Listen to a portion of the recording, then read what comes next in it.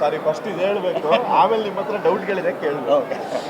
ಅಂದರೆ ಏನಕ್ಕೆ ಮಾತು ಹೇಳ್ತಾ ಇದ್ದೀನಿ ಅಂದರೆ, ಶರಣ್ ಸರ್ ಅವರ ಸ್ಟಾರ್ಟಿಂಗ್ ಕರಿಯರಿಂದನೂ ಇಲ್ಲಿವರೆಗೂ ಎಲ್ಲ ಥರ ರೋಲ್ಗಳು ಮಾಡ್ಕೊಂಡು ಬಂದಿದ್ದಾರೆ. ಮೋಸ್ಟ್ ಆಫ್ ರೋಲ್ಸು ನಿಮ್ಮನ್ನು ನಗ್ಸೋದಾಗಿರ್ಬೋದು, ಆದರೆ ಈ ರೋಲಲ್ಲಿ ಇದರಲ್ಲಿ ಎಸ್ಪೆಷಲಿ ಅವತಾರ ಪುರುಷ ಪಾರ್ಟ್ 1 ಎಲ್ಲರೂ ನೋಡಿದ್ದೀರಾ. ಬಟ್ ಸೆಕೆಂಡ್ ಒನ್ ಇದೇನಿದೆಯಲ್ಲ, ಅದು ಕೊನೆಗೂ ಇಲ್ಲಿಂದ ಆ ಒಂದು ಬೇರೆ ಲೋಕಕ್ಕೆ ಹೋಗಿ ಆ ಡೈಮೆನ್ಷನ್ನು ಸರ್ ಗೂಸ್ ಬಂಪ್ಸ್ ಸಾಕಾಗಿತ್ತು, ತುಂಬ ಚೆನ್ನಾಗಿ ಮಾಡಿದ್ದಾರೆ.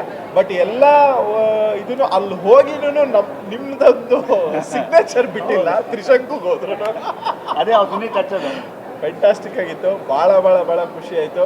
ಆ್ಯಂಡ್ ನಿಜವಾಗ್ಲೂ ಸುನಿ ಆಲೋಚನೆಗೆ ಮತ್ತು ಅದನ್ನು ಕಲ್ಪನೆ ಮಾಡ್ಕೊಳ್ಳೋದು ದೊಡ್ಡ ಒಂದು ಹಂತ ಆದರೆ, ಅದನ್ನು ಸ್ಕ್ರೀನ್ ಮೇಲೆ ತರೋದು ಇನ್ನೊಂದು ಹಂತ.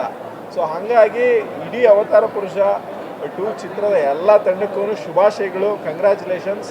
ಈ ಸಿನಿಮಾನ ಎಂಜಾಯ್ ಮಾಡ್ಕೊಂಡು ನೋಡಬೇಕು, ಇದನ್ನು ತುಂಬ ಇಂಟೆನ್ಸಾಗಿ ನೋಡಬೇಕು. ನೋಡಿದಾಗ ಮಾತ್ರ ನಮ್ಮ ಪುರಾಣಗಳಲ್ಲಿರೋವಂಥ ಅಥವಾ ನಾವು ಕೇಳಿದಂಥ ಕಥೆಗಳು, ದೈವಿಕ ಕಥೆಗಳು, ಸಾತ್ವಿಕತೆ ಕಥೆಗಳೇನು, ವಾಮಾಚಾರದ ಕಥೆಗಳೇನು, ವಾಮಾನ ಏನಕ್ಕೆ ಹೇಳ್ತೀವಿ ಅದಕ್ಕೆ, ಸೊ ಅದರದ್ದು ಎಲ್ಲವನ್ನೂ ತುಂಬ ಚೆನ್ನಾಗಿ ವಿಶ್ಲೇಷಣೆ ಮಾಡಿದ್ದಾರೆ. ನನಗಂತೂ ಬಿಕಾಸ್ ನನಗೆ ಪರ್ಟಿಕ್ಯುಲರ್ಲಿ ಆ ವಿಷಯ ತುಂಬ ಇಷ್ಟ, ಹಾಗಾಗಿ ಆ ಸಿನಿಮಾ ಸಖತ್ ಇಷ್ಟ ಆಯಿತು.